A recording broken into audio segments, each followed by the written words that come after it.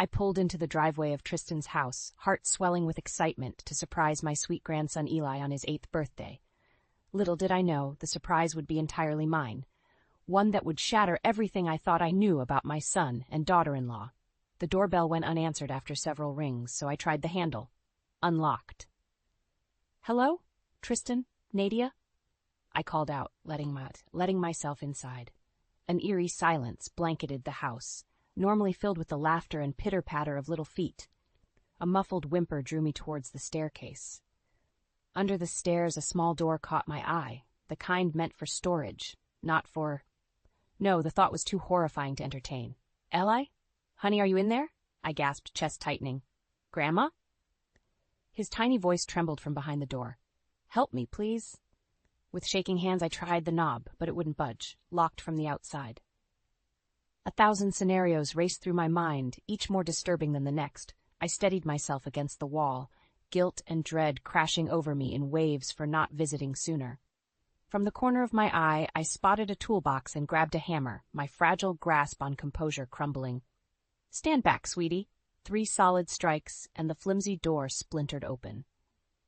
There he was, my beautiful grandson, cowering in the dimly lit space, eyes wide with fear and relief. Tears stained his pale cheeks, his vibrant red hair matted and unkempt. "Oh, Eli." I choked out, scooping him into my arms, cradling him close. He clung to me with a desperation that broke my heart into pieces. I'm so sorry, I mumbled into his hair, cursing myself for 1,000 should-haves and could-haves. His small body trembled like a leaf against me. Once the initial shock subsided, a burning rage replaced the sorrow. How could Tristan and Nadia do this? What kind of parents? No, what kind of human beings? "It's okay, honey, you're safe now," I assured him, doing my best to keep my tone even and soothing, despite the maelstrom within. "Can you tell me how long?" He shook his head fiercely, eyes squeezed shut as if to block out the memories. "Too long. Days, I think. I'd yell and bang, but they never came. Just slid food under sometimes." White-hot fury coursed through my veins, and I silently vowed to ensure Tristan and Nadia paid for this unforgivable cruelty towards their own flesh and blood. But first, I needed to get Eli out of this house of horrors. "Pack a bag. Anything you want to take with you. We're leaving." My tone brooked no argument. He nodded obediently, looking smaller and frailer than any child should.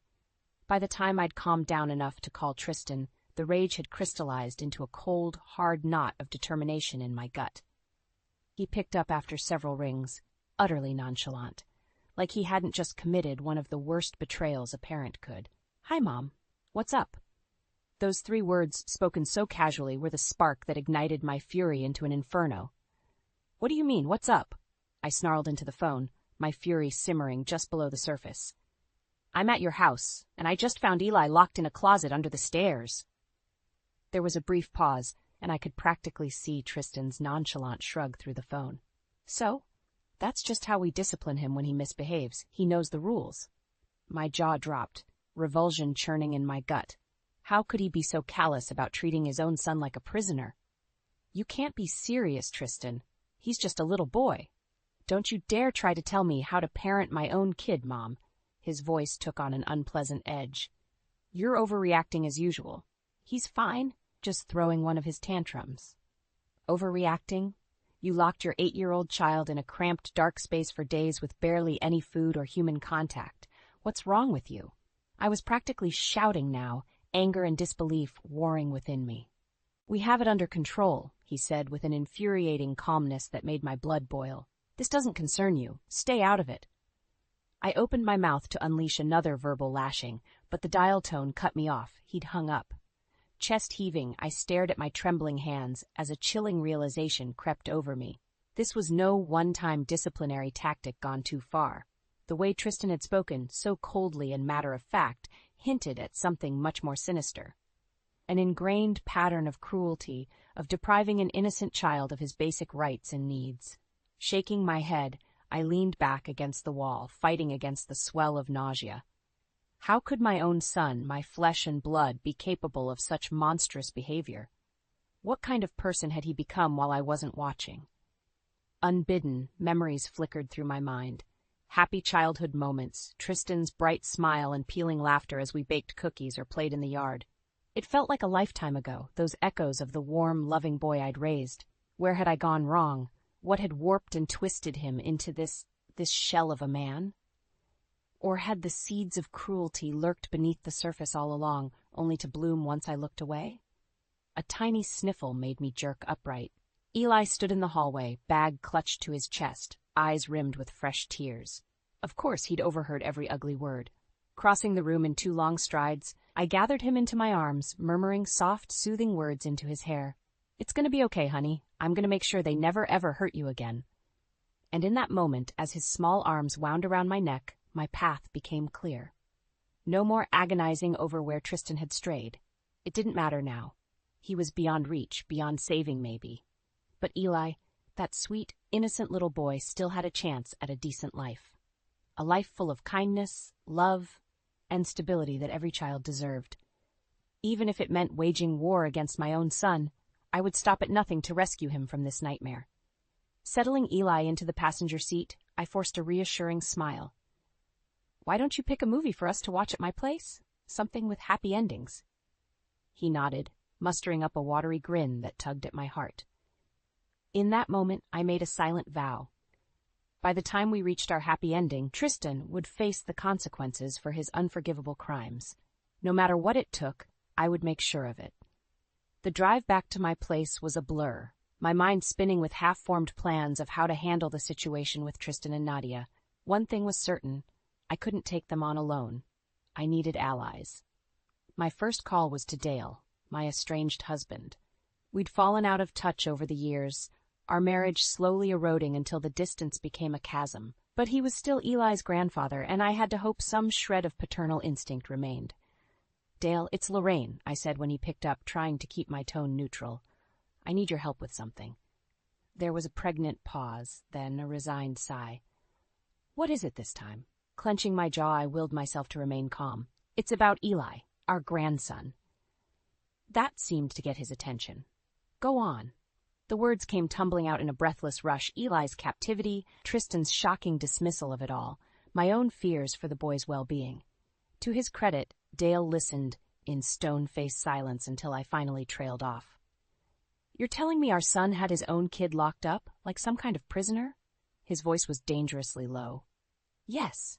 I glanced over at Eli, slumped against the window in an exhausted sleep. And judging by how casual Tristan was about it, I don't think this was the first time. Another heavy pause, then. "That's it. I'm calling the cops. We'll have those 2 psychos arrested for child endangerment." "Wait," I cut him off sharply. As satisfying as that idea was, it felt too rash, too risky. "We can't go to the authorities until we have rock-solid proof. You know how the system can fail kids." "So what do you suggest?" My gaze settled on Eli's sleeping form, and a steely resolve solidified within me. "We need to investigate on our own first. Figure out exactly what's going on and gather evidence of any wrongdoing, so it's airtight." "You want us to perform a full background check on our own son?" Dale sounded skeptical. "On both of them," I clarified grimly. "There has to be some explanation for why they're treating Eli so horrendously. We find that, we'll get to the bottom of this whole mess." A heavy silence then. "Fine, but not because I care about that boy's welfare anymore." His voice dripped with disdain. "Just because he's my grandson, you know, bloodline and all that?" I bristled at his callousness, but bit back a scathing retort. I'd deal with Dale's indifference towards Eli later. For now, I had to play along if I wanted a hope of gaining his help. "Okay then, we start digging into their lives first thing tomorrow. Finances, personal records, everything. No stone left unturned." Dale grunted in assent. "And if we find anything?" A burst of vindictive satisfaction surged through me. "Then we make them pay." The next few days passed by in a whirlwind of information gathering. Between my tenacious research skills and Dale's business connections, we slowly unpicked every tangled thread of Tristan and Nadia's lives. Their finances were in shambles, racked with debt and comic strings of bad investments. A large portion of debt seemed tied to Nadia's previous marriage, which ended messily and likely cost a small fortune in legal fees. Speaking of her ex, I made a point to track him down. The details he shared painted an ugly picture of Nadia's past, accusations of infidelity, substance abuse, even violence. Could she still be clinging to those toxic patterns? As for Tristan, there were signs of shady business dealings and despicable con artistry. Several former employers and partners had fallen victim to his schemes over the years. Had he been grooming Eli as his next payday? You think they've been stealing from the kid? Dale wondered grimly when I shared my suspicions. Seems like the type of lowlife move they'd pull. I clenched my jaw, a wave of nausea crashing over me. The more I learned, the more monstrous my own son and daughter-in-law became. Raking a hand through my hair, I turned to face Dale with a look of grim determination. Well, we can't let them get away with it any longer. It's time we put an end to their sick games. With our findings laid out before us, Dale and I began plotting our next moves. We had more than enough damning evidence against Tristan and Nadia. Now it was a matter of using it effectively. We could release it all to the media, let them crucify those two jackals in the court of public opinion, Dale suggested with relish. I shook my head, worrying my bottom lip. As satisfying as that would be, we can't. Not yet. It would just put Eli in the crosshairs and make him the victim all over again. Then what? Take it to the cops like I originally suggested? Exhaling slowly, I considered our options. Going through official channels could mean months of legal red tape and he said, she said battles. Meanwhile, Eli would suffer. No, we needed a surefire way to take them down swiftly while securing his safety, a way to force their hand and back them into a corner with no escape. I have a friend, I began slowly. From law school, Martha Wilkins. She's made a career handling cases just like this one. Crooked parents trying to milk their kids' inheritance, neglect, you name it. Understanding dawned in Dale's eyes. So you'll get this hotshot lawyer lady to put the screws to Tristan and Nadia? Air all their dirty laundry in court? Among other things, I replied cryptically. Help me gather up all the paperwork. I'll set up a meeting with Martha for tomorrow. Martha's office was as sleek and professional as I remembered, though her warm smile and sharp eyes were the same as ever. Lorraine, it's been too long. She enveloped me in a brief hug before guiding us to a pair of leather chairs. Though I must say, I wish our reunion was under better circumstances. With a sigh, I waved a hand at the boxes of files surrounding us. That's an understatement. Take a look at what we've uncovered about my son and daughter-in-law. For the next 2 hours, Martha pored over our findings with her trademark meticulous intensity. Her brow furrowed deeper with each new layer of depravity revealed, the financial deceptions, signs of blatant neglect, even the account from Nadia's ex-husband. I've heard of money-grubbing parents before, she muttered, shaking her head in disgust. But keeping their own child as a literal prisoner in the name of fleecing his trust fund? That's a new low, even for me. Unconsciously, my fists clenched in my lap. So you'll take the case? Do everything in your power to make sure Tristan and Nadia face the consequences?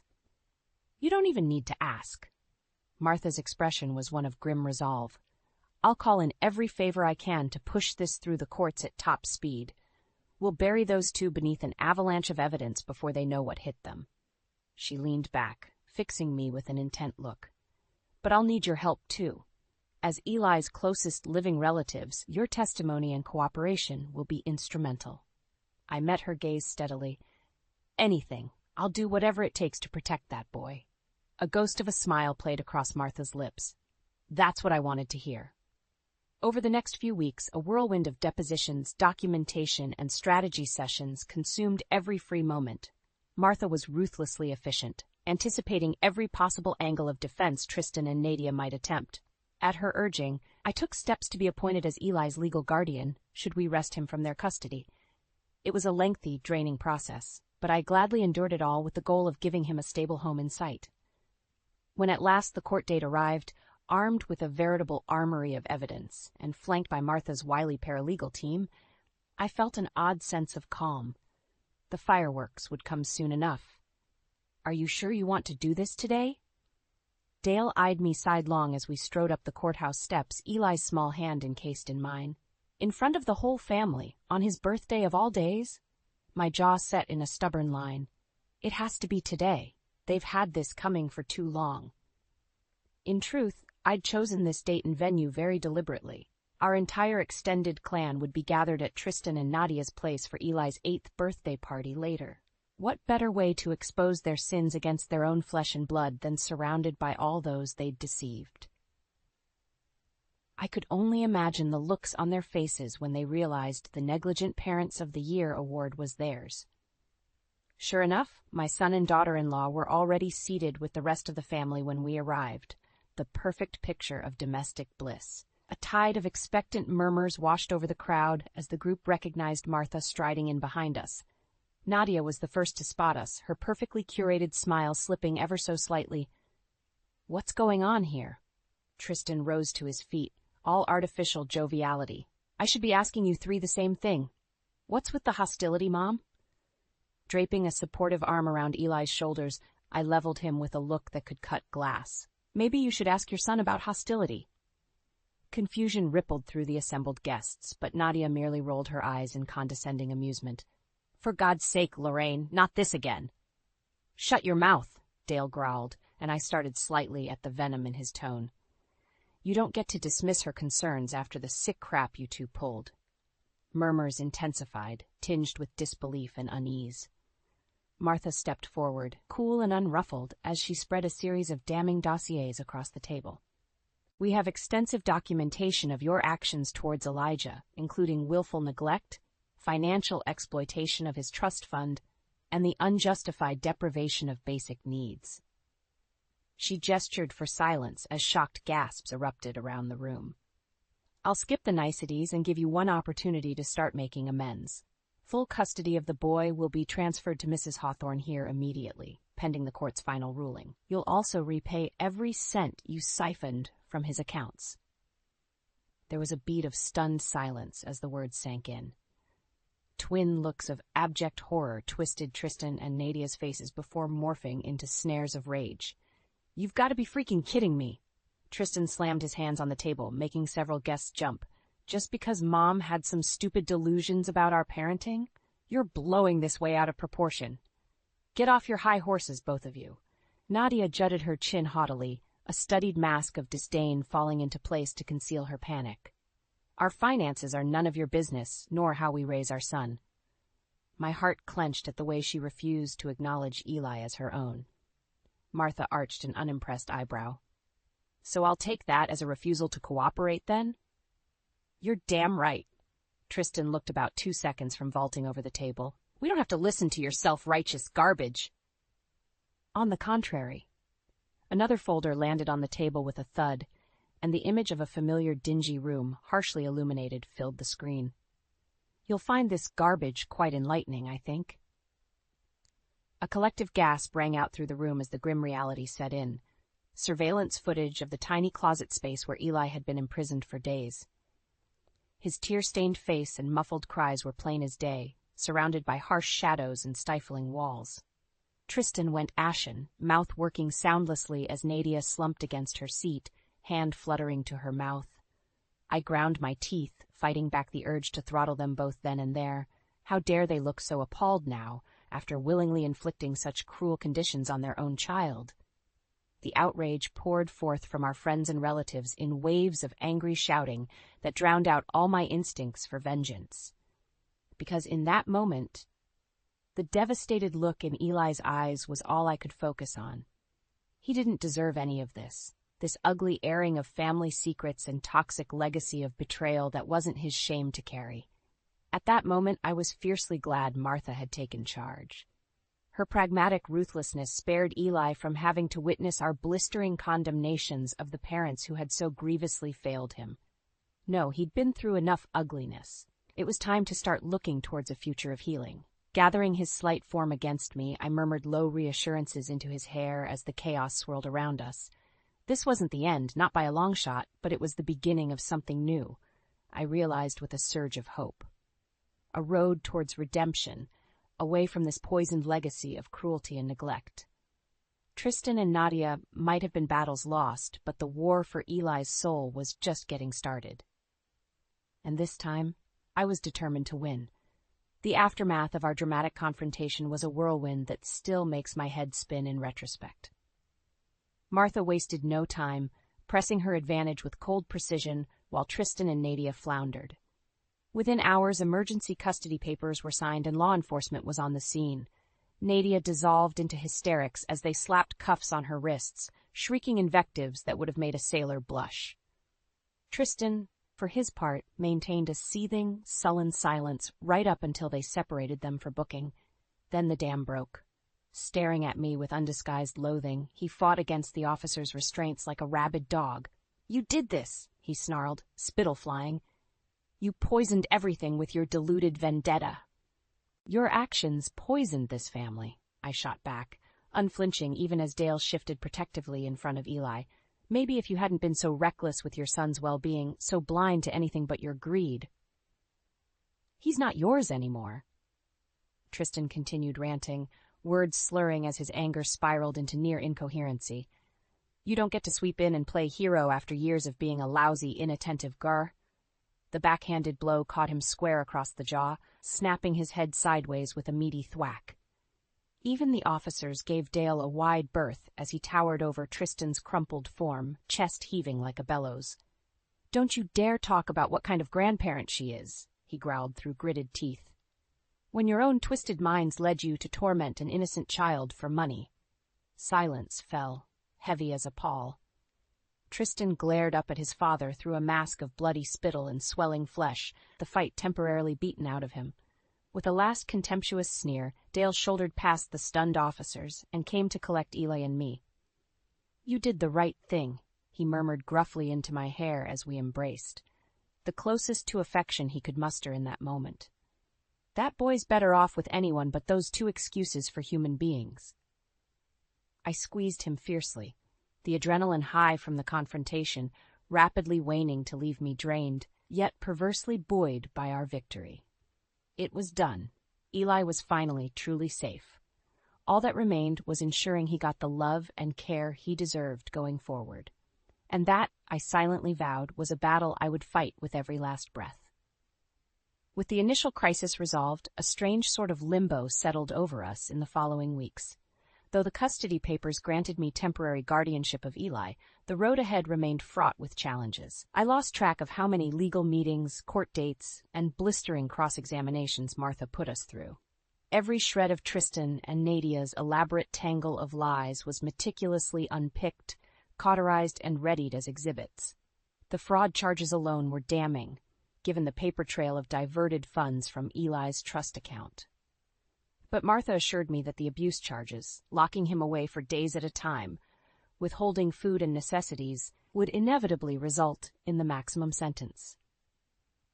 "The system doesn't take kindly to parents who view their own offspring as caged commodities," she said grimly. "We'll see they're made examples of." I could only nod, ignoring the unsettling relish in her tone. Personal feelings aside, Martha was a ruthless ally in this fight, and I wasn't about to argue with results. For his part, Eli remained a subdued shadow throughout the proceedings. Despite our best efforts, he shied away from counseling and group activities, haunted eyes downcast whenever Tristan or Nadia's names arose. "It's going to take time for those wounds to heal," Dale cautioned whenever I fretted over the boy's withdrawal. And rationally, I knew he was right. Overcoming the trauma and emotional scarring inflicted by one's own parents couldn't be undone overnight. But that comprehension did little to ease the mounting guilt and worry gnawing at my heart. Had I failed Eli by not recognizing the signs sooner? All these years of missing holidays and birthdays, could I ever make that up to him now? The answers didn't come easily. But bit by bit, through patience and stubborn determination on both our parts, the walls began to show hairline cracks. It started small. Eli timidly agreeing to color with me one quiet afternoon, while Dale watched his loud courtroom shows, as oblivious to our bonding as ever. From there, we progressed to games of Go Fish and Crazy Eights, my genuine laughter at his horrendous bluffing faces earning the first tiny quirks of his lips. Before long, laughter and chattiness seeped back into the house like a palliative balm after the rolling darkness. I introduced Eli to swimming, his initial trepidation melting into uninhibited glee as he cut through the waters with strong, sure strokes. An art class yielded the first vibrant, unrestrained streaks of color across fresh canvases, And through it all, the fragile bond between us grew stronger with each new smile, each peal of laughter replaying in my mind like a soothing melody. The boy I'd feared was too wounded to recover, blossomed with each day of freedom from his parents' toxic influence. There were still bad days, of course. Triggers that sent Eli retreating into a pensive shell of himself for hours or even days at a time. But we weathered those storms together, side by side, and emerged stronger for it in the end. On one such day, the sun had long since set beyond the den's picture windows before Eli stirred from his hunched position on the couch. Rubbing his eyes, he shuffled over and wordlessly crawled into my lap, nestling against me in a contented silence. My breath caught as my arms instinctively folded around his small frame, marveling at the implicit trust in his actions. Setting my chin atop his tousled curls, I let out a shaky sigh, gathering the shreds of composure that loneliness and fresh memories of Tristan's cruelty had frayed. In that moment, gently rocking my grandson, I could scarcely believe how far we'd come. Him, from that haunted, hollowed-out husk I'd first beheld in the closet, and me, from the guilt-racked woman tormented over failing to prevent his suffering, holding this quietly content child bruised but not broken by the ugliness he'd endured, filled me with a sense of purpose more profound than I'd ever known. Scars would remain, but they didn't have to define him or me. All that mattered now was nurturing the resilience and fighting spirit, persevering against all odds. And that was a battle. I vowed silently into the stillness that I would fight beside him every single day until my last breath. The night of the sentencing hearing was one I'll never forget. Tristan and Nadia were led in wearing matching orange jumpsuits, hands and feet shackled. Where Nadia had her head bowed in sullen defeat, Tristan met my gaze head-on, with undisguised hatred burning in his eyes. I returned it with a look of cold indifference. He no longer had any power to rattle me. Martha stood ramrod straight beside us, lips pressed into a thin line of grim satisfaction as the judge entered. She'd cautioned us against expecting the maximum sentences, but her reputation preceded her. I had a feeling the so-called justice system wouldn't dare cross her. And I was right. After a mercifully brief recounting of the relevant facts, the hammer came down harder than I dared hope. For the crimes of child abuse, neglect, fraud, and embezzlement against a minor child's trust fund, I sentence you both to 15 years imprisonment with no possibility of parole. Nadia swayed on her feet as if struck, complexion going deathly pale. But my eyes were locked on Tristan, drinking in the dismay and impotent fury twisting his features into an ugly rictus. Additionally, you will be compelled to make full restitution of the stolen funds to Mr. Elijah Hawthorne upon your release. Failure to comply will result in an extension of your sentences. Martha's shark-like smile was triumphant as she caught my eye amid the courtroom din, mouthing, "I told you so." She'd played her gambit flawlessly, as always. Tristan was still yelling his outrage as he was hauled away, vitriol spewing from his lips. But the hatred in his eyes when they met mine burned itself into my memory, searing and indelible. I refused to give him the satisfaction of flinching away, because in the end, he and Nadia were the ones vanquished, beaten at their own twisted game by the family whose bond they'd tried to shatter. It was a lesson I hoped haunted their every waking moment behind bars. Eli watched the whole proceeding in numb silence. I ached to pull him close, to shield him from the ugliness being laid so cruelly bare. But he was no longer a scared little boy.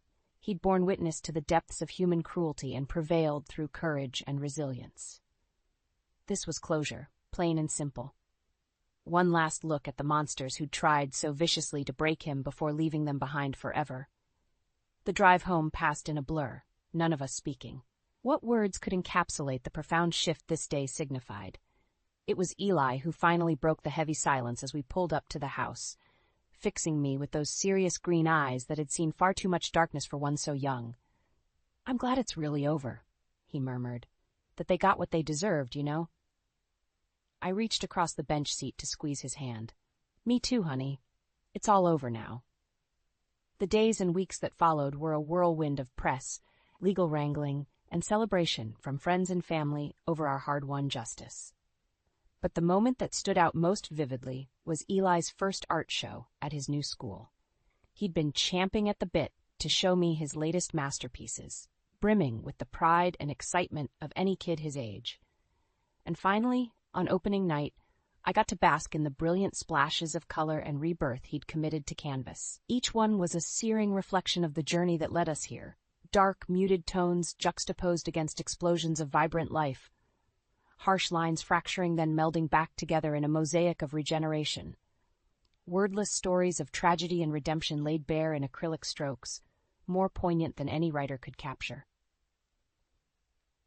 "That one there is how I felt for a long time," Eli explained, gripping my hand as we moved from canvas to canvas. His voice was contemplative, worlds away from the hollow echoes I'll never unhear from that closet.